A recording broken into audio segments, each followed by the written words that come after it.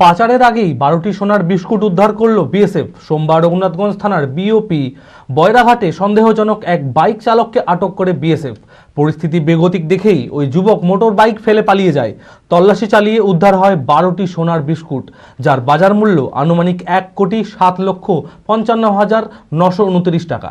পলাতক যুবকের খোঁজে তল্লাশি শুরু করেছে পুলিশ।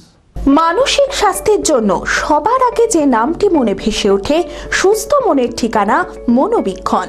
যোগাযোগ নাম্বার 7477799516।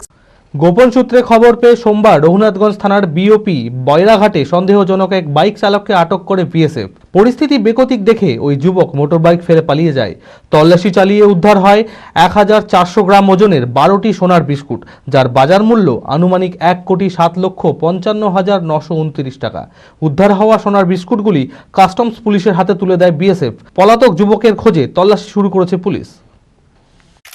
আমি আমার ফেভারিট, আমার মতো আর কেউ? চঞ্চলতা তার কথায় কথায় জীবনে মিশে রঙ ভরায়, চুপি সারে মনে সে সাদে সবাইকে পাগল করে, পাগল করে। আমারই মতো আমার নিচের পতাকা। पता का चा गजब का शाद,